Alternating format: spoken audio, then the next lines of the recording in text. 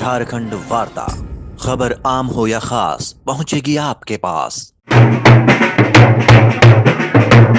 मंडल समन्वयक, रांची मंडल अतिरिक्त संयुक्त महासचिव, दक्षिण पूर्व Railway Men's Congress, Kolkata working committee member, National Federation of Railway Men, नई दिल्ली, श्री नित्यलाल कुमार जी का सिकंदराबाद तेलंगाना से वर्किंग कमेटी मेंबर बनने के बाद रांची आगमन पर रांची रेल मंडल के कर्मचारियों के द्वारा भव्य स्वागत किया गया। झारखंड वार्ता की टीम उनके साथ लाइव इंटरव्यू में जुड़ी और उनसे बातचीत की। नमस्कार, मैं पुष्पांजलि और आप देख रहे हैं झारखंड वार्ता। आज हम मौजूद हैं हटिया डीआरएम ऑफिस के बाहर, जहां पर हम मिलने आए हैं एनएफआईआर के नवनिर्वाचित वर्किंग कमेटी सदस्य श्री नित्यानंद कुमार जी से। आइए उनसे मिलकर बातचीत करते हैं।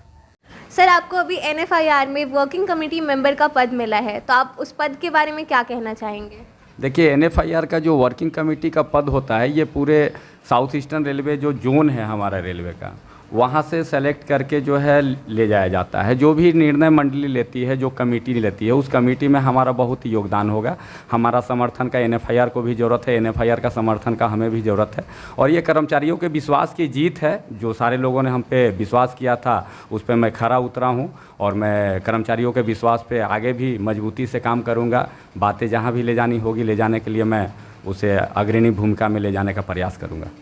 सर, एनएफआईआर की वर्किंग कमेटी सदस्य के तौर पर क्या क्या चुनौतियां हैं जो आपको सामना करनी पड़ सकती है उनकी? देखिए, एनएफआईआर अपने आप में एक चुनौती है और वहाँ पे जो भी सदस्य जो सेलेक्ट हुए हैं बड़ी कमेटी में, एक बड़ा प्लेटफॉर्म है एनएफआईआर। चूँकि अभी तक हम लोग जो है डिवीज़न लेवल पे यूनियन करते थे और कर्मचारियों की समस्याओं को मंडल रेल प्रबंधक तक ही सीमित रख पाते थे। ये जैसे ही पद पे आप जाते हैं तो लोगों की, हमारे कर्मचारी बंधुओं का जो है अपेक्षा हमसे बढ़ जाता है और उनका अपेक्षा ये होता है कि अब रेलवे बोर्ड के लेवल का भी किसी तरह की अगर समस्याएं हैं तो उसका समाधान सीधे सीधे हमारे माध्यम से हो सकता है। जबकि समाधान हो ना हो, हमारा काम है मजदूरों का आवाज़ को ऊपर तक ले जाना।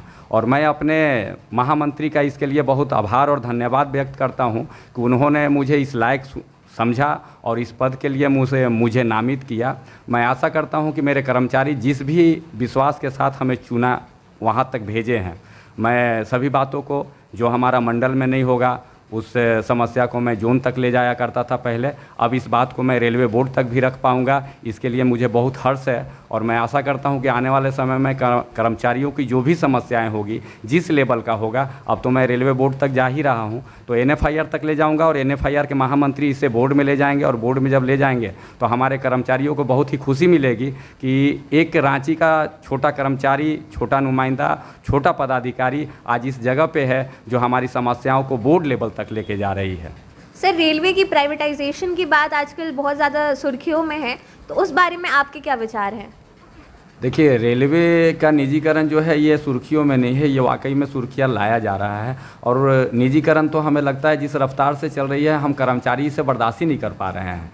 और एनएफआईआर का ये पहला उद्देश्य है कि निजीकरण को किसी तरह से रोका जाए, क्योंकि निजी हाथों में रेलवे जा रही है। रेल को तैयार करने में हमने खून पसीना बहाया है, हमारे कितने विरासत इसमें खप गए हैं।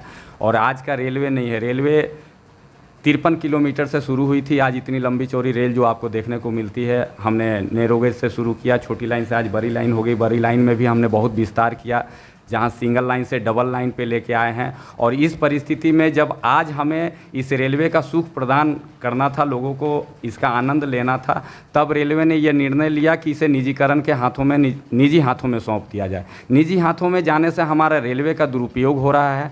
कई एक ऐसे शिकायत हैं जो गंभीर रूप से रेल का आचरण पे सवाल खड़ा कर देता है। इसलिए निजीकरण का विरोध हम लोग जारी रखेंगे और आने वाले समय में निजीकरण को रोकना और पुरानी पेंशन को बहाल करना, ये दो एजेंडा हमारे मुख्य एजेंडा में शामिल है एनएफआईआर का। इसे मंडल से लेके, जोन लेवल से लेके रेलवे बोर्ड लेवल तक हम लोग इसका विरोध कर रहे हैं और इसका विरोध जारी रहेगा। और सरकार को एक न एक दिन पेंशन, पुरानी पेंशन स्कीम को लागू करना होगा और ये निजीकरण वाला जो मामला है इसे उन्हें बंद करना होगा, अन्यथा हमारा आंदोलन लगातार चलता रहेगा। रांची रेल मंडल के कर्मियों को अभी किस प्रकार की चुनौतियों का सामना करना पड़ रहा है? देखिए, रांची रेल मंडल जो है ये प्राकृतिक रूप से इसका ढांचा कुछ अलग है। ये पहाड़, पठार और जंगलों के बीच में बना हुआ मंडल है और काफ़ी उन्नति भी हो रही है हमारे मंडल की, लेकिन अभी भी कुछ परेशानियां जैसे हमारे कर्मचारियों को सामना करना पड़ता है। उसमें सबसे बड़ी समस्या है आवास का। जितने हम कर्मचारी हैं उतना आवास नहीं है। दूसरी समस्याएं आती है कि जो कर्मचारी हमारे जो सुदूर एरिया में काम करते हैं उन्हें हम मेडिसिन नहीं पहुंचा पाते हैं, उनके चिकित्सा के जो है बहुत अच्छा प्रबंध हम नहीं वहां तक पहुंचा पाते हैं। हम आने वाले दिनों में इन सब चीज़ों पे जो है प्रशासन के साथ मिलके एक राय बनाएंगे जिससे हम उन कर्मचारियों तक भी मेडिसिन पहुँचा सके, चिकित्सा पहुँचा सके जो हमसे कटे हुए हैं या दूर हैं, जिन्हें आने जाने का भी जो है हमारा बहुत सारी व्यवस्थाओं की, कम्युनिकेशन की भी कमी है। और इन साथ साथ में हमारे यहाँ राशि का प्रॉब्लम है। बहुत ऐसे मद में राशि नहीं है जिससे कर्मचारियों का बहुत ऐसा भुगतान नहीं हो पा रहा है। हम आशा करते हैं कि रेल प्रशासन भी इस मुद्दे पे काफ़ी गंभीर है। मंडल रेल प्रबंधक से भी हमारी इस विषय पे चर्चा रही है और वो भी गंभीर रहे हैं इस मामले में और उनका बराबर समर्थन रहा है। और आने वाले समय में देखते हैं कि हमारे मंडल रेल प्रबंधक इस पे किस तरह का जो है सहयोग करते हैं। और कर्मचारियों के लिए तो एक चुनौती भरा मंडल है हमारा, लेकिन हम चुनौतियों को पार कर ले, इसी का नाम रेल कर्मचारी है।